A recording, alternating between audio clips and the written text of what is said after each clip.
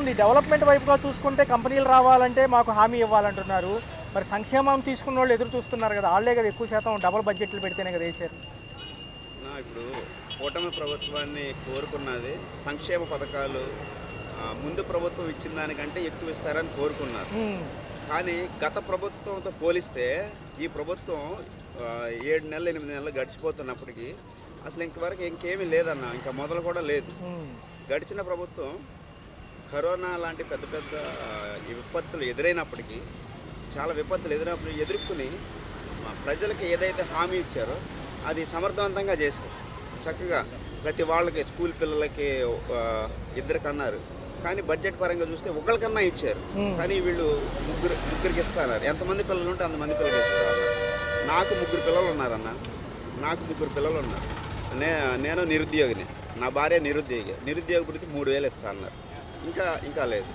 3 పిల్లలు స్కూల్కి వెళ్తున్నారు, మరి వాళ్ళకి ఇస్తా అన్నారు. ఇంతవరకు దాని గురించి కూడా ఏమీ కూడా అనౌన్స్మెంట్ లేదు. మరి ఇదే అంశాలు చూసుకుంటే ప్రజలందరూ 8 నెలలు గడుస్తున్న సంక్షేమం కోసం ఎందుకు ఎదురు చూస్తున్నారని బాబు గారు క్లారిటీ ఇవ్వడం జరిగింది. ఖజానాలో డబ్బులు లేవు కాబట్టి ఏదన్నా అప్పు ముడితే ఖచ్చితంగా ఇస్తానని ఆయన. ఒకవేళ లేట్ అయితే ఏదన్నా ఇబ్బంది ఉంటుందంటారా? ప్రజలు గమనిస్తున్నారు కాబట్టి. ఇప్పుడు ప్రజలు సామాన్య ప్రజలందరూ ఎందుకు ఓటేశారంటే ప్రజెంట్ సిచ్యువేషను రేట్లన్నీ బాగా పెరిగిపోయినాయి. రేట్లు బాగా పెరిగిపోయాయి. సామాన్య మానవుడు బ్రతకాలంటే ఇప్పుడు ఉప్పు పప్పులు నిత్యావసర వస్తువులు కంట్రోల్ లేదు. వాయు కంట్రోల్లో తీసుకొస్తామని చెప్పారు. అన్ని ధరలు తగ్గిస్తామన్నారు. అవి కూడా ఇప్పుడు సామాన్య మానవుడు కొనలేని పరిస్థితి వచ్చేసి. మరి ఇదే అంశంలో చూసుకుంటే ఈ నెలలో పట్టభద్రుల ఎమ్మెల్సీ ఎలక్షన్స్ ఉన్నాయి. ఎవరైతే పట్టభద్రులుగా ఉంటారో వాళ్ళకి సంబంధించి ఎలక్షన్కి సంబంధించి ఉంటారు. గతంలో త్యాగం చేసిన ఎమ్మెల్యేలకి ఆ పదవులు ఇచ్చారు. మరి పిహెచ్డియో ఎంఫిల్లో చేసిన వాళ్ళకి ఇవ్వచ్చు కదా, లేకపోతే నిజంగా ఈ పట్టభద్రులకి ఎవరికైనా ఉంచోబెట్టచ్చు కదా, మళ్ళీ ఎమ్మెల్యేలకు ఇవ్వడం ఎందుకు? చక్కగా మన భారతదేశం అభివృద్ధి చెందుతున్న దేశం. చక్కగా మన వాళ్ళు అందరూ కూడా మంచిగా చదువుకున్నారు. వాళ్ళు మంచిగా ఎవరైతే ప్రజలకి మంచి చేస్తారో వాళ్ళని ఐడెంటిఫై చేసి, మరి ప్రభుత్వం మంచి మెజారిటీ వచ్చింది, వాళ్ళని ఐడెంటిఫై చేసి చక్కగా వాళ్ళకి ఇస్తే ప్రజలకు ఎంతో సేవ చేస్తారు. మరి ఇది చేస్తే ఈ ప్రభుత్వానికి కూడా మంచి పేరు వస్తుంది. మరి పథకాలకి అమలుకి డబ్బులు లేవంటున్నారు. కేంద్రం ఇచ్చిన నిధులని పక్కకు దారి పట్టించలేను నేను. అమరావతి, పోలవరం, విశాఖ ఉక్కు కాపాడడానికి ఇచ్చిన నిధులు మళ్ళీ సంక్షేమానికి పెడితే అవి ఆగిపోతాయని ఆయన అంటున్నారు. గతంలో ఇదే సెక్షన్కి సంబంధించి ఎన్నో బట్టలు నొక్కారు, ఎన్నో పథకాలు అమలు చేశారు జగన్ గారు. మరి జగన్ గారు వచ్చారు, ఈ అసెంబ్లీ సమావేశాల్లో పాల్గొనబోతున్నారు. రాష్ట్ర బడ్జెట్ ఉంది ఫిబ్రవరి మధ్యలో. మరి ఎలా ఉండబోతుంది అంటారు? ఇప్పుడు లాస్ట్ టైం కూడా అలాగే ఆయన పరిపాలన చేశారన్న. అటు అభివృద్ధి ఆగలేదు, సంక్షేమం ఆగలేదన్న. ఇప్పుడు సామాన్య ప్రజలను ఈ ప్రభుత్వం చూడాలి. ఎందుకనంటే చాలా హామీలు ఇచ్చారు, ఎంతో ఆశతో ఎదురు చూస్తున్నారు వాళ్ళు. నిత్యావసర సరుకులు ఏదో ఒక దానికి, ఫర్ ఎగ్జాంపుల్ అమ్మ ఒడి లాంటి పథకం తీసుకుంటే తల్లికి 100 అన్నారు. 2 బిడ్డలు 3 బిడ్డలు ఉన్న వాళ్ళు ప్రైవేట్ స్కూల్లో వాళ్ళు కట్టలేని పరిస్థితిలో ఉన్నారు. ఇప్పుడు మరి ప్రభుత్వం కనుక వాళ్ళు ఇచ్చిన హామీలు నెరవేరిస్తే ఫీజులు కూడా కట్టడానికి వీళ్ళకి ఎంతో ఉపయోగకరంగా ఉంటుంది. చేయూత ఏదైతే జగన్ పాదయాత్ర చేసి ఆ కష్టాలు చూసి తల్లికి ఇంత డబ్బులు ఇస్తే పిల్లలు స్కూల్కి వెళ్తారు, స్కూల్ మానకూడదు. ఇప్పుడు చాలామంది స్కూళ్ళు ఆగిపోతున్నారు అన్న. మరి ఏంటి ఆరోగ్యశ్రీ కూడా ఆరోగ్య బీమా అయిపోయింది. గతంలో ప్రైవేట్ హాస్పిటల్లో ఆరోగ్యశ్రీ కూడా ఆరోగ్య బీమా చేశారు, ఓన్లీ ప్రభుత్వ హాస్పిటల్ అంటున్నారు. మరి తదుపరి ప్రక్రియ ఎలా ఉంటుంది? ఎందుకంటే దానికంటూ ఆర్గనైజేషన్ సెక్టార్ ఉంది. మరి ఇప్పుడు వీళ్ళు వచ్చేవాళ్ళు ఏం చేస్తారో తెలియదు. ఇప్పుడు మెడికల్ అంతా చాలా మాఫీ అయిపోయిందన్న. ఆరోగ్యశ్రీలో ఎంతోమంది పేదవారికి ఎంతో అది ఒక వరం లాంటిది అనమాట. ఆయన రాజశేఖర రెడ్డి గారు పెట్టారు, దాన్ని తన కుమారుడు ప్రభుత్వంలో కొనసాగిస్తున్నారు. అది చాలా మంచి స్కీమ్ అన్న. దానిని రాజకీయాల అతీతంగా ఇది కొనసాగించాలన్న. ఇది ప్రతి ఒక్కరికి ఉపయోగపడేదన్న. దీన్ని కనుక ఆపితే చాలామంది ఇబ్బంది పడతారు, బాధపడతారన్న. దీన్ని కంటిన్యూ చేయాలన్న. మరి మధ్యలో ఒకవేళ 2027కి జమిలీ ఎన్నికలు వచ్చి మళ్ళీ ప్రతిపక్షాలు సంబంధించి ఇప్పుడున్న మాజీ ప్రభుత్వాలకు అవకాశం ఉంటుంది అంటున్నారు ఆర్థిక విశ్లేషకులు. ఈ లోపల పథకాలు అమలు అవ్వకపోతే? లేదన్న, అలాంటిది ఏం లేదు. ప్రజలు వాళ్ళు ఇచ్చిన హామీలను బట్టి ఓటేశారు. హామీలు నెరవేరిస్తేనే ప్రభుత్వం ఉంటుందన్న. హామీలు నెరవేర్చిన పక్షంలో ప్రభుత్వం ఉండదన్న. ఎందుకంటే ప్రజలు మారిపోయారు, ప్రజలు మారారు. అప్పుడులాగా డబ్బులు తీసుకుని ఓటేయటం అలాంటిది లేదు. ప్రజల్లో చైతన్యం వచ్చింది. మరి ఫైనల్గా చూసుకుంటే 4 ఏళ్ళు ఎలా ఉండబోతుంది? వీళ్ళు చెప్పినవన్నీ అమలు చేస్తారా? లోటు బడ్జెట్ల కారణంగా ఎలా ఉంటుందా? పవన్ కళ్యాణ్ కూటమిని వదిలి బీజేపీ వైపు వెళ్ళిపోతారా? అది మనం చెప్పలేమన్నా. వాళ్ళు అది మనం చెప్పలేము.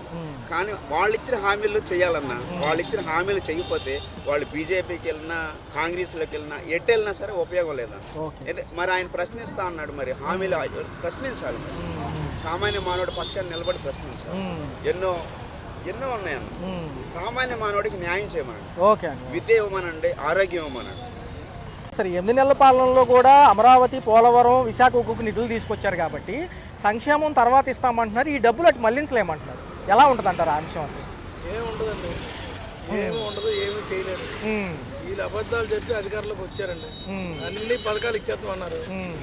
అన్ని శంకరావు అన్ని పథకాలు ఇస్తామన్నారు. ఏ పథకం ఇప్పటివరకు ఇవ్వలేదు. మరి ఎప్పుడు ఇస్తారో చూడాలి. ఇస్తే మళ్ళీ అధికారులకు వీళ్ళు వస్తారు, లేకపోతే జగన్ పట్టిన కదా వీళ్ళకి పడుతుంది. ఫైనల్ గా ఎలా ఉండబోతుంది? 4 ఏళ్ళు అభివృద్ధి కల్పనతో కంపెనీలు వస్తాయి అంటున్నారు. దావోస్ వీళ్ళు వచ్చినా ఏం జరగలేదు అక్కడ. అదేనండి, వీళ్ళు చేస్తామంటారు. మనం కూడా ఒక అవకాశం ఇవ్వాలి. ప్రభుత్వం 7 నెలలు అయింది, ఇంకొక 7 నెలలు ఆగాలి మనం. ఇప్పుడు కంగారు పడిపోయి చేయలేదు అన్న కూడా పొరపాటే. ఫండ్స్ లేవు, గవర్నమెంట్ లో డబ్బులు లేవు. వాళ్ళు ఏ పథకం చేయాలన్నా డబ్బులు ఉండాలిగా. కేంద్రం 12 లక్షల వరకు ఎటువంటి రాయితీలు, పన్ను రాయితీ ఇస్తున్నాము, ఎటువంటి ట్యాక్స్లు ఉండవంటున్నాయి కదా. అవన్నీ అందరికైనా చిన్నోడికి మామూలుడికి అవన్నీ. ధరలు ఎలా అనిపిస్తున్నాయి? నిత్యావసర సరుకులు ధరలు అయితే ప్రజెంట్ ఎక్కువ ఉన్నాయి, అన్ని ఎక్కువ. Right sir, right. Automobile competition ఈ ఫీల్డ్లో ఆటో రంగం వాళ్ళు కుదేలయ్యారు ఆల్రెడీ. ఒక పక్క రిపేర్లని, ఒక పక్క ఫైనాన్స్లని, ఒక పక్క ఏంటంటే ఇప్పుడు కాంపిటీషన్ ఎక్కువైంది అంటున్నారు. ఎందుకంటారు? అసలు ఎలా ఉంది ఫీల్డ్? అసలు ఏపీలో డెవలప్మెంట్ ఎక్కడ ఉంది? రెండవది పథకాలు ఏం అమలు చేశారు? అలాగే వరద బాధ్యతకి ఎంతమందికి ఇచ్చారు, ఎంతమందికి ఇవ్వలేదు? ఎంతమందికి ఇచ్చారు, ఎంతమందికి ఇవ్వలేదు? మాకు రాలేదు. మాకు వరద బాధ్యతకి వాళ్ళకే డబ్బు కానప్పుడు ఆడవాళ్ళకి నెలకు 1500 ఎప్పటి నుంచి ఇస్తారు? దేని భాషను ఎంతవరకు ఇవ్వగలుగుతారు? పొద్దు ఫ్రీ పెట్టి ఉపయోగించండి. ఏది ఎప్పుడు పెడతారు? రేపు రేపు రేపు అంటే అప్పు రేపు అన్నట్టుగా రేపా? సరే, గత ప్రభుత్వాల్లో కనీసం 10,000 అందుకున్నారా? అప్పుడు ఏమైనా కమ్యూనిటీ 5 సంవత్సరాలు 5 పదవి వచ్చినాయి. దాని తర్వాత టీడీపీకి వేసాం మొత్తం ఓటుకండి, తెలుగుదేశానికి వేసాం. ఇప్పుడు దాకా పథకాలు అంటున్నారు కానీ ఏ పథకం రాలేదు. అలాగని చెప్పి డెవలప్మెంట్ పెద్దగా ఏం కనబడదు. అంటే ఎప్పుడు కడిగిన ఖజానాలో డబ్బులు లేవు, ఏదైనా అప్పు ముట్టితే ఇస్తామంటున్నారు కదా. అవును, లేవు అన్నప్పుడు మరి ఒక పాత్రతో క్యారెక్టర్కి వెళ్ళేటప్పుడు ఆలోచించుకోవాలి కదా. ఇన్ని పథకాలు అనేవి పెట్టేటప్పుడు, ఆ పథకాలు పెట్టేటప్పుడు ఆలోచించుకోవాలి కదా, పెట్టచ్చా పెట్టకూడదు అనేది. మరి వాగ్దానం చేసేదిగా. మరి ఆల్రెడీ 8 నెలలుగా అయింది. సంవత్సరం లోపు చేయాల్సింది మొత్తం ఎన్ని రకాలు. ఇప్పుడు నేను వరద బాధ్యతండి, నాది గ్రౌండ్ ఫ్లోర్, మొత్తం ఇల్లంతా మునిగిపోయింది. 1,50,000 దాకా నష్టపోయాను. ఆటో 10,000 ఇస్తా అన్నారు, ఇంటికి 10,000 ఇస్తా అన్నారు. నాకు రూపాయి రాలేదు. అయ్యో, అందుకోలేదా సార్? అసలు రాలేదు. అక్కడి నుంచేమో సచివాలయంగా కలిసాం, అక్కడి నుంచేమో ఎంఆర్ఓ ఆఫీస్లో పెట్టాం, స్పందనలో పెట్టాం. నో చెప్పు, ఏమీ లేదు. వాట్సాప్ గవర్నెన్స్ అని కొత్తగా ఏదో వాట్సాప్లో అన్ని సేవలు పొందొచ్చు అన్నారు. పని చేస్తుంది అసలు అది? అది నాకు తెలియదండి. అది ఉన్న వివరం అది. అలాంటిది ఒక వరద బాధ్యతని ఆదుకోలేకపోతే ప్రతి మహిళకి 1500 చెప్పున ఉన్నంతకాలం ఇస్తానని చెప్పంటే ఏ ఇస్తాడండి? ఖజానాలో డబ్బులు లేవంటున్నారు ఒక పక్క. మరి ఏమన్నప్పుడు మరి ఉన్నవన్నీ తీస్తామని చెప్పేవచ్చుగా. మరి ఈ నెలలో పట్టభద్రుల ఎలక్షన్స్ 27వ తారీఖు ఉన్నాయి సార్, ఎమ్మెల్సీ పట్టభద్రులు. మరి ఎలా ఉండబోతుంది? విద్యావంతులు డెవలప్మెంట్ వైపు చూస్తారా, మరి సంక్షేమం వైపు చూస్తారంట? ఏదైనా గవర్నమెంట్ ఫామ్లో ఉంటే అది కదా, పనులు చేయించుకోవాలంటే గవర్నమెంట్ ఫామ్. మరి జగన్ గారు ఈ నెలలో అసెంబ్లీ సమావేశాలు ఉన్నాయి రాష్ట్రంలో, పాల్గొంటామంటున్నారు. బడ్జెట్ కూడా అంటున్నారు. మంచిదేనా ఈసారి వస్తారా? ఆయన కరెక్ట్గా ఉంటే ఇన్ని వచ్చేవి కావు కదండి. ఇప్పుడు ఎవరు నమ్మాలో ఎవరు నమ్మకూడదో జనాభాకి అర్థం కావట్లేదు. ఇప్పుడు ఇతను నమ్మి ఓటుకని వేసాం, అమ్మ వేసాం. అంత మెజారిటీ ఎలాగొచ్చింది అంటే సార్, స్థానిక ఎన్నికల్లో కూడా చాలా గొడవలు జరుగుతున్నాయి. తిరుపతిలో కూడా నిన్న చాలా రసాభాసగా జరిగింది. మరి గట్టిగా పట్టించుకోవాలి, పట్టించుకుంటే బాగానే ఉంటుంది. పట్టించుకున్నాను ఏ కాడికి ఏంటంటే ఇప్పుడు పవన్ కళ్యాణ్ ఉన్నదండి, పవన్ కళ్యాణ్ ఏదో చెప్పడం నేను ఇది చేస్తా అంటారు. అసలు ముఖ్యంగా 8 నెలలుగా పెట్టిన పథకాలు ఏంటి? ఒకటి అన్న క్యాంటీన్, ఒకటి రెండేదేమో గ్యాస్ ఫండ్. ఈ పైపెచ్చి మాకు వరదగా డబ్బులు పడినాయి. గ్యాస్ ఫండ్ డబ్బులు ఎలా పడ్డాయి మాకు? అవును సార్, అవును. గ్యాస్ ఫండ్ డబ్బులు పడ్డాయి. అవి కరెక్ట్గా లేకపోతే ఈ కరెక్ట్గా ఉండకూడదుగా. ఆ డబ్బులు పడదు, ఈ డబ్బులు ఎలా పడ్డాయి గ్యాస్ ఫండ్కి? మరి 4 ఏళ్ళు ఎలా ఉంటుంది సార్? అభివృద్ధి అంతా బాగుంటుంది అంటారు, లేదా ఊరిని కళ్ళబుల్లి కబుర్లేనా ప్రభుత్వాలు? ముందు మెయిన్ పథకాల గురించి ఎవరు ఆశపడ, మెయిన్ ఎవరు నష్టపోకుండా ఉంటే చాలు. పథకాల గురించి ఎవరు ఆశపడట్టు. జగన్ గవర్నమెంట్ ఏమో ఆటో వాళ్ళకి 10,000 అన్నాక 5 సంవత్సరాలు 5 పథకం 50,000 వచ్చినాయి నాకు. అవి రావాలనే అవసరం లేదు. కాకపోతే ఈ పథకాలలోనే కొద్ది తక్కువగా అయిపోతున్నాయి జనాభా. ఛార్జీలు ఎలా ఉన్నాయి? కరెంట్ ఛార్జీలు, నిత్యావసర సరుకుల ధరలు, కరెంట్ ఛార్జీలు ఎక్కువగానే ఉన్నాయి. ఆటో కార్మికులకు అసలు పరిస్థితి ఏంటి? సర్వీస్ ఉన్నాయా? ఇంటి దాదాపు వేసి ఉంటే 280 రూపాయలు వచ్చింది, 270. ఇంటి దాదాగా వేసి ఉంటే 280 వచ్చింది. అది ఆటోలు అంటారా, ఈ జిఎస్టీ కోసం ఊరి మొత్తం వదిలేసేది ఆటోలు. ఎక్కడ చూసినా ఆటోలు కనిపిస్తాయి. అది ఏంటి అనేది ఉన్న డిపార్ట్మెంట్ ఏమో వాగి సరిపోవట్లేదు, ట్రాఫిక్ జామ్ అయిపోతుంది. ఏ కాడికి ఏంటంటే వాగి సరిపోక వాగి ఇబ్బంది పడుతున్నారు. వాళ్ళు తప్పు కాదు, అది డిపార్ట్మెంట్ తప్పేం కాదు. ట్రాఫిక్ పెరిగిపోతుంది. జిఎస్టీ వస్తుంది కదా అని లిమిట్ కాకుండా అన్లిమిటెడ్ కానీ మొత్తం ఎన్ని కావాలో అన్ని ఇచ్చేస్తారు రోడ్డు మీద. అన్ని రోడ్డు మీద తిరగడానికి ఆటో దేనికండి? అదేం బైక్ సరదాకి తిరగడానికి. ఆటో దేనికి? పొట్ట తిప్పటి కోసం. అలాంటి దానికి లిమిట్ కాకుండా వదిలేస్తారు. ఈ విజయవాడ మొత్తం కలిపి 45,000 ఆటోలు దాటిపోయినాయి. నేను ఆటో ఫీల్డ్లోకి వచ్చి 24 సంవత్సరాలు అయింది. ఇంత ఇబ్బంది ఎప్పుడు ఇప్పుడు ఇబ్బంది పడతాం.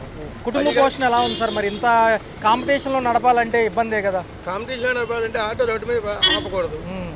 రోడ్డు మీద ఆపితే ప్రతి ఒక్కరికి లోపే ఆటో దివే అంటారు. అలాగే డిపార్ట్మెంట్ కూడాను ఎక్కడ ఆపనీయట్లేదు. కేసులు ఎలా ఉన్నాయి? మరీ దారుణంగా ఉన్నాయి. కేసులు అనేది ఏమీ లేదు. ఆటో కేసు అనేది అది తప్పది. ఎవరు ఏంటంటే ఆటో ఆపితే డిపార్ట్మెంట్ అడ్డగిండి పానించమంటారు. ఇక్కడ పానీయమని అక్కడ పానీయమంటే ఇంకా దేనికి ఆటో? మరి ఇప్పుడు ప్రభుత్వంలో ఇచ్చిన హామీలు నెరవేర్చాలంటే కూటమిలో భాగంగా అందరూ లాస్ట్ వరకు కలిసి ఉంటారా? పవన్ కళ్యాణ్ గారు బీజేపీకి వెళ్ళిపోయి వీళ్ళిద్దరూ మళ్ళీ ఏజ్ ఎక్కువ అవుతుంది కదా బాబు గారికి, 80 ఏళ్ళు వచ్చేస్తాయి వచ్చే ఎలక్షన్స్కి. మరి ఎవరైతే ఆయన కొడుకున్నారో ఆయన ఓన్లీ యోగాలను తప్ప ఏమీ చేసింది లేదు. ముందు సంవత్సరం గడవనేయండి. ఇప్పుడు 8 నెలలు కదా, ఇంకో 4 నెలలు గడవాలి కదా. 4 నెలలు గడిస్తే 4 నెలలకు ఎలాగ ఉంటుంది ఎవరైనా చెప్పలేదు. Right sir. చెప్తాను మాత్రం డెవలప్మెంట్ లేదు. జూన్ నుంచి అంటున్నారుగా. జూన్ కాదు, జూలై కాదు. ఇందిరా గాంధీ పదవి కోసం ప్రైవేట్ రంగాన్ని గవర్నమెంట్ పరం చేసింది. రాజీవ్ గాంధీ కూడా వచ్చాడు, తీసి పారదించాడు. ఏ ముఖ్యమంత్రి వచ్చినా ఏ ప్రధాని వచ్చినా చేసేది ఏం లేదు. రాహుల్ గాంధీ కానీ దమ్ముంటే వాళ్ళ బాబు చేసిన తప్పు పనికి నేను క్షమాపణ చెప్తున్నాను, నాకు ఓట్లేసి గెలిపిమని ఆయన అడగమను. మరి బీజేపీ దూసుకుపోతుంది కదా సార్ కేంద్రంలో. బీజేపీ కాదు, వాళ్ళు ఆ మాట తప్పు చేశారు కాబట్టి అడగడానికి ధైర్యం చేయాలట్లా. మా నాన్న ఉద్యోగాలు తీసేసి ప్రైవేటైజేషన్ చేశాడు, నేను మళ్ళీ గవర్నమెంట్ చేస్తాను, ప్రైవేట్ పరమని తీసి పారేస్తానని చెప్పమను. టంక మీద దెబ్బ కొట్టి వస్తుంది కాంగ్రెస్ త్రూ అవుట్ ఇండియాలో. మరి ఏంటి సార్ ఢిల్లీ ఎన్నికలు ఎలా ఉండబోతున్నాయి మరి రేపు?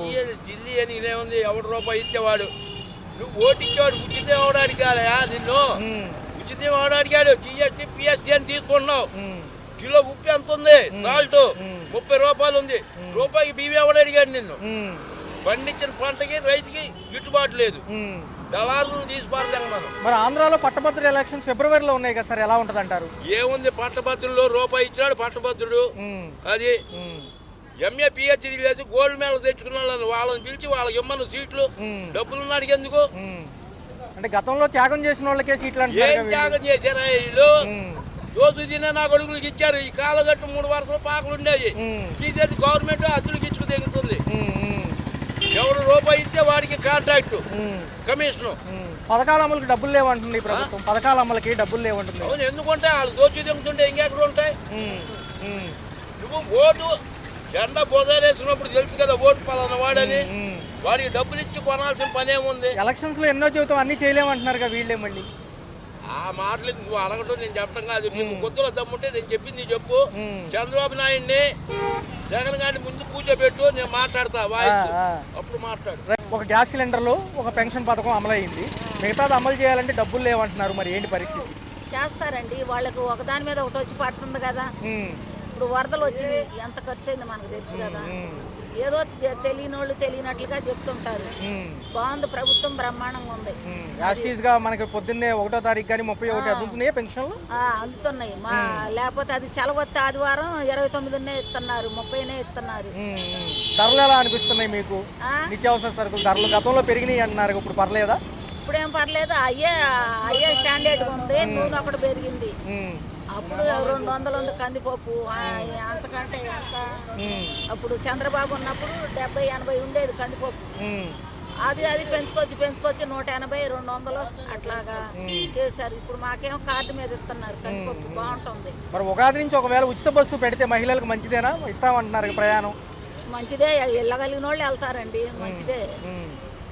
ఆయన చేసే దాంట్లో తిరుగులేదు దేనికైనా. మరి గతంలో 9 పథకాల కంటే ఇప్పుడు వచ్చిన 6 పథకాలకి డబ్బులు ఎక్కువ పెట్టాలి. పిల్లలకి డబ్బులు ఇవ్వాలి 15,000, మహిళలకి 1,500 ఇవ్వాలి. ఇస్తారు మరి ఒకదాని వెనకాల ఒకటి చేస్తామని చెప్తున్నారుగా. అది పర్లేదా? మిగతా అన్ని వ్యవహారాలు చూసుకుంటే కరెంట్ ఛార్జీలు ఇవన్నీ బాగానే ఉన్నాయా? అన్ని బాగానే ఉన్నాయి. ఆయనే పెంచిపోయాడంటే అదే ఏది మళ్ళీ మా నెత్తి మీద పడుతాడు. మరి అమరావతి పోలవరం చూడొచ్చా త్వరలో చూడొచ్చంట. మరి బీజేపీ సపోర్ట్ ఉంది. పవన్ కళ్యాణ్ గారు ఎలా ఉంది? ఉప ముఖ్యమంత్రి కదా ఆయన. ఆయన సంగతి మనకు తెలియదండి. మాట్లాడే ఓపిక నా దగ్గర